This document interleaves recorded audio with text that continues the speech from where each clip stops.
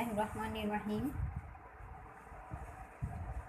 Solow model complete होने के बाद अब सोलो मॉडल की जो शॉर्टकमिंग्स थी, उसकी लिमिटेशंस, उन सबको किस ग्रोथ थ्योरी ने कवर अप किया है, वो है एंडोजिनस ग्रोथ थ्योरी।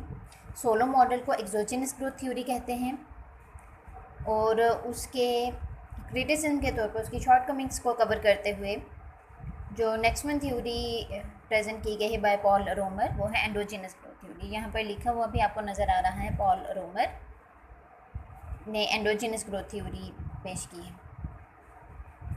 तो एक वेल नोन जोक है इन इकोनॉमिक्स कि a chemist, a physicist and an economist are all trapped on a desert island trying to figure out how to open a can of food. And then the chemist says, let's heat the can over the fire until it explodes.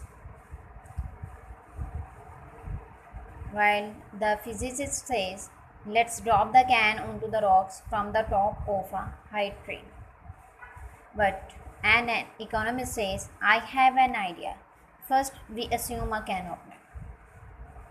So basically इस joke में जो हमें point मिलता है वो ये कि वो है कि हर एक सब्जेक्ट अपने फील्ड से रिलेटेड एक सोल्यूशन बताता है कैन को ओपन करने का, और इकोनॉमिस्ट ने सिंपल सोल्यूशन क्या बताया कि आप अस्यूम कर लें, फ़र्ज़ कर लें कि कैन ओपनर है। जब आप एजम्पशंस इतनी ज़्यादा लेंगे इस तरह की कि वो प्रैक्टिकली अप्लाई ही ना हो सकें, तो फिर वो थ्योरी काफ़ी रेडिकुलस हो जाती है, जैसे कि इस जोक में बताया गया। तो इकोनॉमिक्स में एजम्पशंस हम बहुत ज़्यादा लेते हैं और उन एजम्पशंस को एक पर्टिकुलर लिमिट में ही रखना चाहिए ताकि जो भी थ्योरी पेश की गई है वो प्रैक्टिकली अप्लाई भी हो सके। और यही रेडिकुलस जोक अप्लाई किया गया है सोलो ग्रोथ मॉडल पर कि सोलो मॉडल में जो लास्ट वन हमने इसका एक्सटेंडेड वर्जन समझा था वो था टेक्नोलॉजिकल प्रोग्रेस के साथ सोलो का वर्जन। सो टेक्नोलॉजिकल प्रोग्रेस होगी तो इकोनॉमिक ग्रोथ बहुत ज़्यादा होगी और परसिस्टेंट लिविंग स्टैंडर्ड अवेल हो जाएगा। अब सवाल ये है कि ये जो टेक्नोलॉजिकल ग्रोथ है ये कहाँ से आई, टेक्नोलॉजिकल एडवांसमेंट कैसे पॉसिबल होती है, जिसकी वजह से सोलो मॉडल में एक्सप्लेन कर दिया गया परसिस्टेंट लिविंग स्टैंडर्ड को। तो ये खुद कहाँ से आई है? तो इसके बारे में सोलो में जो अजम्पशन ली गई थी वो थी कि ये एक्सोजिनस है, बस ठीक है, अल्लाह की देन जिसे कहा जाता है कि ये गिवन लेवल है। So technological progress was assumed to be exogenous, and this assumption is said to be ridiculous. And new theory, endogenous growth theory, was presented by Paul Romer in its response. So इसके response में अब Paul रोमर ने जो endogenous growth theory पेश की है, इसका नाम ही एंडोजिनस इसलिए है क्योंकि इसने टेक्नोलॉजिकल प्रोग्रेस के आती कहाँ से है, वो क्या है, वो उसे हम कैसे एक्सप्लेन कर सकते हैं। तो टेक्नोलॉजिकल प्रोग्रेस को इसने अपने मॉडल में इंक्लूड किया है, उसे एक्सोजिनस करैक्टर किरार नहीं दिया, उसे ये नहीं कहा कि बस प्रोग्रेस हो गई सो हो गई, हमें नहीं मालूम कि वो कैसे हुई, या खुदा के दिन नहीं कहा। इसने उसके प्रोसेस को मॉडल में ही शामिल करके एक्सप्लेन किया है, इसलिए एंडोजिनस यानी मॉडल में ही शामिल कर दिया गया है, इनर है, मॉडल से ही इसकी वैल्यू डिटरमिन की जा सकती है, ये एंडोजिनस थ्योरी कहलाती है। सो ऐसा जब भी एग्ज़ाम्स में आप आंसर अटैम्प्ट करते हैं तो उसमें ये जोक लिखने की ज़रूरत नहीं है आपको, ये सिर्फ बुक में आपकी अंडरस्टैंडिंग के लिए ही आपको बताया जाता है। Now, one goal of growth theory is to explain the persistent rise in living standards. तो ग्रोथ थ्योरीज ये अब हम क्यों पढ़ रहे हैं, ताकि persistent rise in living standard को एक्सप्लेन किया जा सके। वही बात जो आपको पहले भी बताई गई कि इकोनॉमिक ग्रोथ को हम पढ़ते क्यों हैं, ताकि हम लिविंग स्टैंडर्ड को मेंटेन कर सकें, उनकी प्रॉस्पेरिटी को मेंटेन कर सकें। और सोलो मॉडल ने शो किया है कि परसिस्टेंट ग्रोथ टेक्नोलॉजिकल प्रोग्रेस से पॉसिबल है, क्योंकि सेविंग्स लेवल को इंक्रीज़ करने से भी जस्ट टेम्परेरी ग्रोथ पॉसिबल होती है, पॉपुलेशन से भी टेम्परेरी ही इफ़ेक्ट्स आते हैं उसके। लेकिन अगर टेक्नोलॉजिकल प्रोग्रेस होगी तो फिर सिर्फ तभी इकोनॉमिक ग्रोथ मेंटेन रह पाएगी और हम कंटिन्यू भी कर सकेंगे इसे, अदरवाइज़ नहीं पॉसिबल होगा। अब सवाल फिर यही आता है सोलो मॉडल में कि इसे ये आई कहाँ से? तो सोलो ने इसका सिंपल आंसर दिया है, इट इज़ जस्ट अस्यूम। तो यहाँ जो फर्स्ट पैराग्राफ में अंडरलाइन किया गया और साइड लाइन भी दी गई है वो ही आपने नोट करना है पेपर के हवाले से। और सेकंड पैरा में जो फोर्थ लाइन से अंडरलाइन की गई है लास्ट तक वो आपने लिखनी है। We need to go beyond the solo model and develop models that explain technological advance. Models that do this often go by the label endogenous growth theory.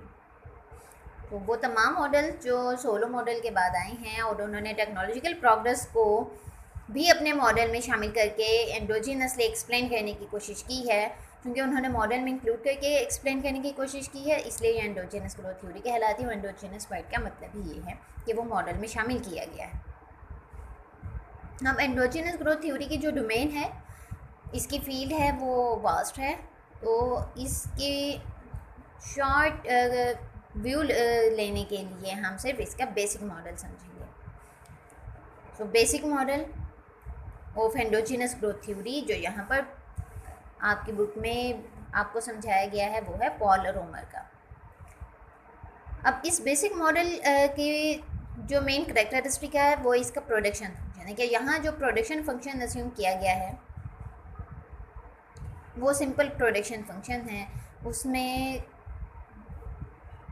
y is equal to a के, जो first equation लिखी गई है ये consider की गई। y क्या है? टोटल आउटपुट है। k है कैपिटल स्टॉक। और a क्या है? a एक कॉन्स्टेंट है जो मेजर करता है कि आपकी कितनी आउटपुट होगी इस गिवन कैपिटल स्टॉक के बेस पर। यानी यहाँ पर आप इस प्रोडक्शन फंक्शन को गौर से देखें तो आपको पॉइंट समझ में आएगा कि जितना कैपिटल स्टॉक ज़्यादा होगा आउटपुट जो है ए टाइम्स ज़्यादा होती जाएगी। कैपिटल कम होगा आउटपुट ए टाइम्स ही कम होगी। एंड कैपिटल के ज़्यादा होने का आउटपुट के ज़्यादा होने पर जो इसकी स्पीड है उसमें कोई फर्क नहीं आता। डबल हुआ है तो आउटपुट भी ए टाइम्स ही डबल हो गया। अब ए क्या है? इसमें आप ए को मल्टीप्लायर सिंपल ले सकते हैं कि अब कैपिटल चाहे थोड़ा है चाहे कैपिटल ज़्यादा हाई लेवल पर इंक्रीज़ हुआ है। यानी डेवलपिंग इकोनॉमीज़ के पास कैपिटल कम होता है और वहाँ पर अगर कैपिटल की क्वांटिटी ज़्यादा हो जाती है तो आउटपुट कितनी होगी? ए टाइम्स ही। यानी ए वैल्यू लेट्स सपोज 4 है तो आउटपुट 4 टाइम्स ही बढ़ेगी। और जो डेवलप्ड इकोनॉमीज़ हैं वहाँ पर भी अगर ये 4 है ए की वैल्यू तो वहाँ का कैपिटल स्टॉक हालांकि काफ़ी हाई लेवल पर है, लेकिन वहाँ का कैपिटल हाई लेवल पर मौजूद होने के बावजूद मज़ीद बढ़ा है अपने उस हाई लेवल से, तो वहाँ की आउटपुट भी 4 टाइम्स ही मज़ीद बढ़ जाएगी।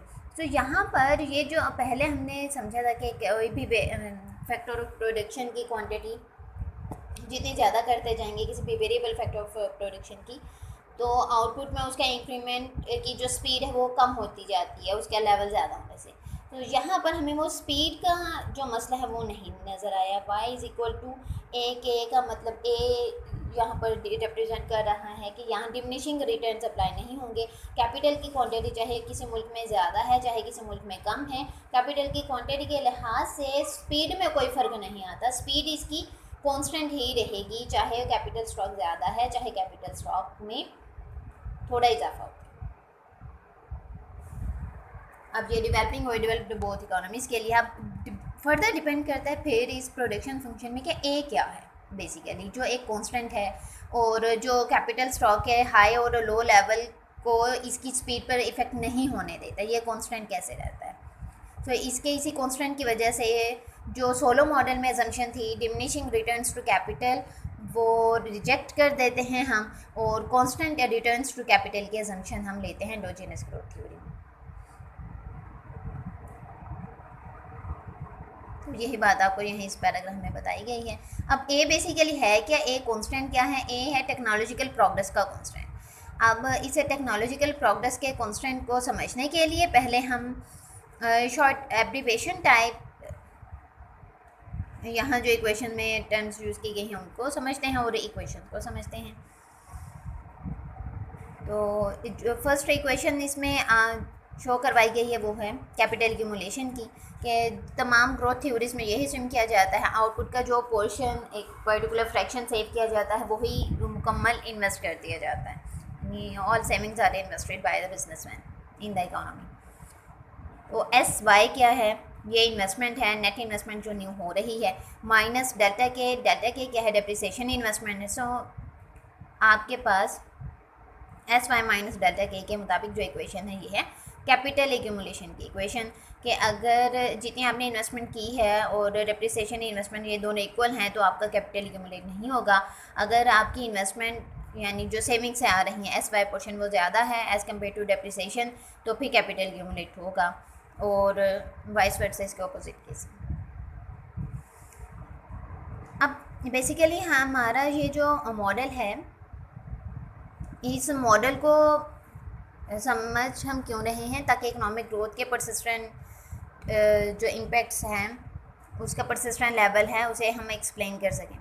सो persistent rise in a living standard को एक्सप्लेन करने के लिए हमें पहले मालूम करना होगा यहाँ इकोनॉमिक ग्रोथ, क्योंकि लिविंग स्टैंडर्ड को मोस्टली ट्रेडिशनल मेजर्स के अकॉर्डिंग इकोनॉमिक ग्रोथ के थ्रू मेजर किया जाता रहा है। तो इकोनॉमिक ग्रोथ अब है क्या, इकोनॉमिक ग्रोथ रिलेटिव प्रोपोर्शनेट और परसेंटेज चेंज इन आउटपुट है।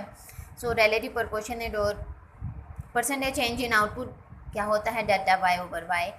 इसी तरह से अब यहाँ पर आपको final conclusion after bit manipulation यानी थोड़ी बहुत इक्वेशंस को सोल्व आउट करने के बाद जो बताया गया है फाइनल रिजल्ट, प्रोडक्शन फंक्शन और कैपिटल एक्यूमुलेशन इन दो इक्वेशंस की बेस पर वो रिजल्ट आपको बताया गया है कि delta Y over Y means economic growth is equal to delta k over k relative change in capital stock is equal to S A minus delta. तो इसमें जो स्मॉल एस है ये है सेविंग रेट, ए है वही कॉन्स्टेंट जो technological progress को रिप्रेजेंट करेगा, टेक्निकल एफिशिएंसी को ये रिप्रेजेंट करता है, और डेल्टा है डेप्रिसिएशन पैरामीटर। अब ये जो इक्वेशन है, हम इस इक्वेशन को गौर से देखें तो हमें पता चलेगा कि टेक्नोलॉजिकल प्रोग्रेस, टेक्निकल एफिशिएंसी का जो पैरामीटर है ए वो भी कांस्टेंट है, एज सेविंग रेट जो भी लोगों किसी इकोनॉमी के लोगों के हैबिट्स हैं उनकी प्रोपेंसिटी टू सेविंग है वो वही रहती है, फिक्स है for the given time period. Depreciation rate भी अस्यूम्ड है, गिवन पैरामीटर है। So all parameters are almost known in the model, इन तमाम की वैल्यूज़ मालूम है तो फिर एग्जैक्ट आप इकोनॉमिक ग्रोथ को फाइंड आउट कर सकते हैं और relative change in capital stock को भी। अब ये जो डेरिवेशन करने के बाद ये final result last one equation में आपको मालूम होगा, और इसके बाद जो मेन कंसर्न है हमारा वो इस पूरे मॉडल में है ए पर, कि ए क्या है। तो ए है basically technical efficiency, technological progress का कांस्टेंट है, कि किस तरह से ये सब कुछ होगा। तो ए के इम्पैक्ट को समझने के लिए ए के बारे में डिटेल जो नेक्स्ट पेज पर आपको बताई गई है वो आपने लाजमी लिखनी है। ए के बारे में डिटेल समझने के लिए पहले हम मॉडल के जो बैकग्राउंड है, इसकी इक्वेशंस की जो डेरिवेशन है उस प्रोसेस को समझते हैं। कुछ की पॉइंट्स भी उसमें हमें नज़र आएंगे, वो हैंड रिटन नोट्स के फॉर्म में।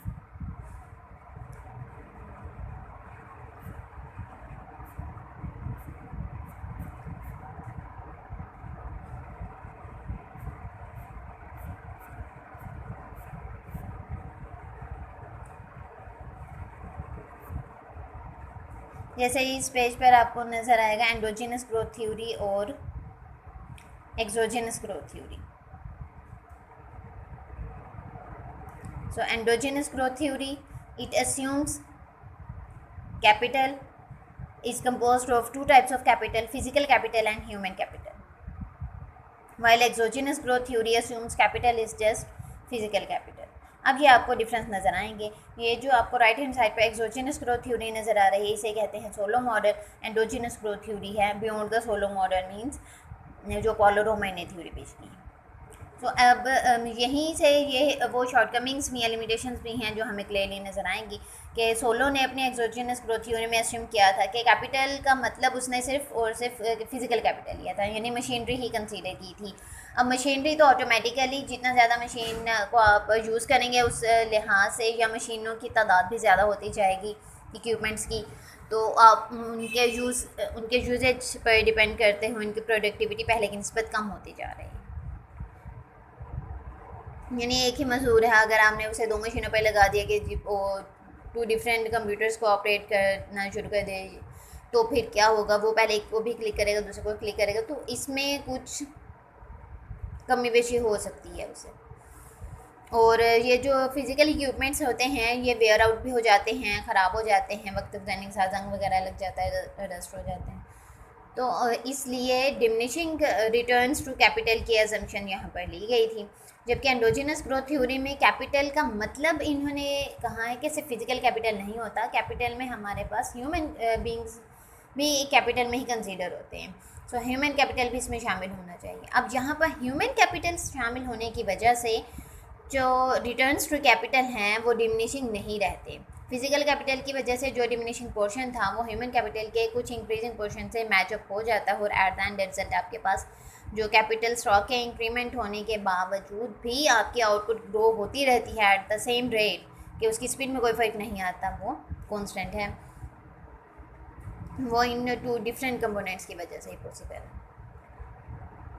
And it assumes technological progress is endogenous growth theory का टाइटल भी बताता है, और एक्सोजिनस ग्रोथ थ्योरी अस्यूम कहती है टेक्नोलॉजिकल प्रोग्रेस इज एक्सोजिनस। अब ये एक्सोजिनस क्यों है एक्सोजिनस ग्रोथ थ्योरी में, सोलो मॉडल में? क्योंकि यहाँ पर ह्यूमन कैपिटल को लिया ही नहीं गया, और बेसिकली टेक्नोलॉजिकल प्रोग्रेस क्या है, नॉलेज है to of different production methods, knowledge how to use efficiently all resources to produce potential output. So ये तो नॉलेज बेस है, ये रिसर्च एंड डेवलपमेंट बेस है, ये स्किल एंड ट्रेनिंग बेस है। ये तो ह्यूमन बींग्स की बेस पर ही ये तमाम कुछ नॉलेज गेन होगी। अब मशीनरी को तो नॉलेज गेन नहीं होती ना, तो फिर ह्यूमन कैपिटल यहाँ शामिल ही किया गया सोलो और एक्सोजिनस ग्रोथ थ्योरी में। इसलिए यहाँ पर फिर क्लियर भी नहीं हुआ इन इकोनॉमिस्ट को कि टेक्नोलॉजिकल प्रोग्रेस का हमें अब मतलब क्या लेना चाहिए। तो इन्होंने बाय अजम्पशन कंसीडर किया है कि ये सिर्फ एक्सोजिनस बस आ जाता है कहीं से, हमें नहीं मालूम टेक्नोलॉजिकल प्रोग्रेस कैसे होती है, इसकी डिटेल में ये लोग नहीं गए। सो इनके इसी पॉइंट को क्लियर करने के लिए एंडोजिनस ग्रोथ थ्योरीज जो पेश की गई हैं, उन्होंने चूँकि कैपिटल का मतलब फिजिकल के साथ साथ ह्यूमन कैपिटल भी कंसीडर किया है, तो ह्यूमन कैपिटल ही है जो ह्यूमन ट्रेनिंग और स्किल्स, फिर नॉलेज, इन तमाम करेक्टरिस्टिक्स से मिलता है, और रिसर्च एंड डेवलपमेंट भी ह्यूमन बींग्स ही करते हैं। तो ये सब कुछ जो तरक्की पॉसिबल है वो ह्यूमन माइंड की बेस पर ही है। सो ह्यूमन कैपिटल के इंक्लूड होने की वजह से क्या हुआ, ह्यूमन कैपिटल मॉडल में इंक्लूड हो चुका है, इसलिए वो अब एंडोजिनस बन गया है। सो टेक्नोलॉजिकल प्रोग्रेस जितनी भी इस ह्यूमन कैपिटल की बेस पर होगी वो एंडोजिनस ही रहेगी। अब इससे इन्हीं 4 पॉइंट्स को आप डिफरेंस के तौर पर भी ले सकते हैं कि एंडोजिनस और एक्सोजिनस ग्रोथ थ्योरीज में क्या डिफरेंस है। तो ये मेन 4 पॉइंट्स हैं जो आपको इन दोनों थ्योरीज के मेन पिलर्स जो हैं उनके डिफरेंस को क्लियर कर देंगे। तो ये इनके डिफरेंस के तौर पर भी हैं। इसके अलावा मज़ीद डिफरेंसेस भी हम नोट डाउन कर सकते हैं। और यहाँ पर जो शो करवाया गया है ये है relative change in capital stock, वो किस तरह से पॉसिबल होगा, that we required. So relative change in capital stock के लिए आपको इनिशियल जो 2 इक्वेशन चाहिए वो हैं प्रोडक्शन फंक्शन और कैपिटल एक्यूमुलेशन की। फिर आपने कैपिटल एक्यूमुलेशन की इक्वेशन को के से डिवाइड कर दें बोथ साइड्स को, और के से डिवाइड करने के बाद यहाँ जो आउटपुट का वेरिएबल है वाई, वो प्रोडक्शन फंक्शन में से उसकी वैल्यू आपने सब्सटीट्यूट कर देनी है वाई की जगह ए की। अच्छा, अब ये सब्सटीट्यूशन कर क्यों रहे हैं, इसलिए कर रहे हैं क्योंकि हम कांस्टेंट वैल्यू फाइंड आउट करना चाह रहे हैं basically relative change in capital stock की। तो relative change in capital stock की वैल्यू को फाइंड आउट करने के लिए सिंगल इक्वेशन है, तो सिंगल ही अननोन वेरिएबल होना चाहिए, यानी सिर्फ के कैपिटल की ही वैल्यू फाइंड आउट करनी है, तो एक ही इक्वेशन है, इसमें कोई और वेरिएबल अब फिर शामिल ना हो। इसलिए फिर आउटपुट के वेरिएबल को भी हमने कन्वर्ट कर दिया है कैपिटल में, और वो कैसे कन्वर्ट हुआ, through substitution of y is equal to a k. तो अब देखें यहाँ पर और कोई वेरिएबल नहीं है, सिर्फ और सिर्फ पैरामीटर्स हैं, या टेक्नोलॉजिकल प्रोग्रेस या टेक्निकल एफिशिएंसी का पैरामीटर ए मौजूद है, और सिर्फ आपके पास के वेरिएबल मौजूद है जिसकी बेस पर फाइनल रिजल्ट फाइंड आउट हो गया है एस ए माइनस डेल्टा का। और इस एंडोजिनस ग्रोथ थ्योरी की का मेन रिजल्ट ही बेसिकली ये है कि जितना आपका सेविंग रेट और ये टेक्निकल एफिशिएंसी की प्रोडक्ट ग्रेटर हो गया एज़ कम्पेयर टू जो डेप्रिसिएशन इन्वेस्टमेंट, सो इकोनॉमी उतनी ही ज़्यादा फॉरएवर ग्रो होती रहेगी जब तक ये ग्रेटर है। सो किसी भी इकोनॉमी में अगर ये इससे लेस हो जाता है तो फिर इकोनॉमी की प्रोग्रेस स्टैगनेंट हो जाती है, बल्कि डिग्रोथ के लेवल में आना शुरू हो जाती हैं, और इक्वल होगा तो वो स्टैगनेंट होगी। तो बेसिकली यहाँ पर है कि आप जो सेविंग है, लोग अपनी आदत को बदलते भी रहते हैं। सो डेप्रिसिएशन रेट भी, जो डेप्रिसिएशन होती है वो सिर्फ और सिर्फ फिजिकल कैपिटल की होती है, और जो ए का पैरामीटर है वो बेसिकली डील करता है ह्यूमन कैपिटल के पोर्शन से। So it's mean human mind जो रिसर्च भी करता है, जो उसमें नॉलेज और स्किल्स आती है, उसमें गुजरते दिन के साथ इजाफा ही होता है, तो कमी नहीं होती। सो ह्यूमन कैपिटल जो है वो ग्रोथ ज़्यादा रेट पर करता है as compare to depreciation of physical capital. So इसलिए मोस्टली इकोनॉमीज जहाँ पर रिसर्च एंड डेवलपमेंट होती है, ह्यूमन बींग्स को ट्रेनिंग भी दी जाती है, और एज अ कैपिटल कंसीडर किया जाता है, उसमें इन्वेस्टमेंट की जाती है, तो वहाँ पर ए का जो पोर्शन है वो ज़्यादा होता है। इसीलिए जहाँ ए का पोर्शन ज़्यादा होगा वहाँ टेक्नोलॉजिकल प्रोग्रेस भी होगी, और इस इक्वेशन के अकॉर्डिंग फिर वहाँ पर जो उनकी इकोनॉमिक ग्रोथ है वो परसिस्टेंट भी रहेगी। परसिस्टेंट का मतलब मुस्तकिल रहेगी, और जो लिविंग स्टैंडर्ड्स हैं वो भी इम्प्रूव हो जाएंगे। तो कंक्लूजन बेसिकली इस एंडोजिनस ग्रोथ थ्योरी का क्या है कि saving and investment can lead to persistent growth in endogenous growth model. तो इसी तरह से ये जो relative change in capital stock की इक्वेशन को फाइंड आउट किया गया है, सेम वे में आप प्रोडक्शन फंक्शन और कैपिटल एक्यूमुलेशन की इक्वेशन जो इनिशियल हैं उन्हें यूज़ करते हुए इकोनॉमिक ग्रोथ की इक्वेशन भी फाइंड आउट कर सकते हैं, और वो आपको इस पेज पर शो भी करवा दी गई है कि जो प्रोडक्शन फंक्शन है, पहले आप उस प्रोडक्शन फंक्शन के बोथ साइड्स पर डेल्टा यानी चेंज अप्लाई कर दें, फिर उसके बाद उसी प्रोडक्शन फंक्शन के बोथ साइड्स को ही आप जो आउटपुट का वेरिएबल है बाय इससे डिवाइड कर दें, तो आपके पास इस पेज में जो सबसे ऊपर इक्वेशन लिखी गई वो आपको नज़र आएगी, यानी डेल्टा वाई ओवर वाई। इसी तरह से दूसरी साइड पर डेल्टा के ओवर वाई। के साथ डेल्टा क्यों आया है? क्योंकि के वेरिएबल है। ए के साथ कुछ भी नहीं हुआ, क्योंकि ए कॉन्स्टेंट है, एक पैरामीटर है, उसमें कोई चेंजेस नहीं होते। अब देखिए यहाँ पर भी इकोनॉमिक ग्रोथ ही से फाइंड आउट करनी है, इसलिए एस वाई माइनस डेल्टा के,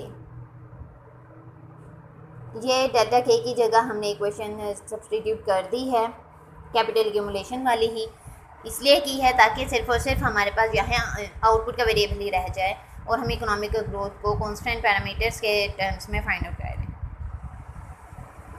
और इसे फर्दर सिम्प्लीफाई करेंगे तो आपको इक्वेशन 5 मिलती है, और इक्वेशन 5 में अगेन आपके पास जो सेकंड टर्म में कैपिटल का वेरिएबल रह जाता है, तो उसके लिए आसानी ये की है कि हम जो ए है हमारे पास टेक्निकल एफिशिएंसी का पैरामीटर, इसकी वैल्यू सब्स्टिट्यूट कर देते हैं वाई ओवर के, तो वो कैंसिल हो जाते हैं।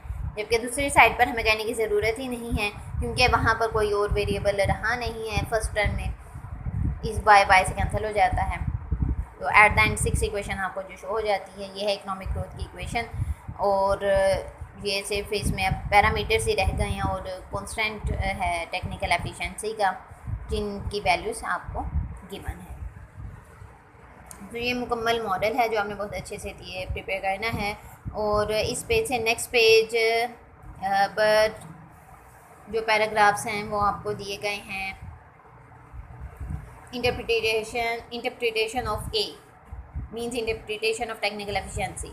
तो वो वही कॉन्सेप्ट्स हैं जो मैं आपको इनके डिफरेंसेस में और स्लाइडिंग में भी समझा चुकी हूँ, वो आपने रीड आउट करने हैं और कंप्लीट मॉडल को नोट आउट करना है। तो पेपर पॉइंट ऑफ व्यू से भी आपने ये बेसिक मॉडल, जहाँ इस पेज से ही one goal of economic growth theory जो अंडरलाइन किया गया वो लिखना है, बेसिक मॉडल का ये कंप्लीट लिखना है। और अगर ये 20 मार्क्स का लॉन्ग क्वेश्चन है तो फिर आपने ये जो फर्दर इसमें डेरिवेशंस करके आपको बताई गई हैं इकोनॉमिक ग्रोथ की, relative change in capital stock की, ये भी आप शॉर्ट फॉर्म में करें। और उसके बाद फिर इसका जो नेक्स्ट पेज है मैनक्यू की बुक में ही, इस बेसिक मॉडल से नेक्स्ट पेज वो आपने लाजमी उसमें लिखना है।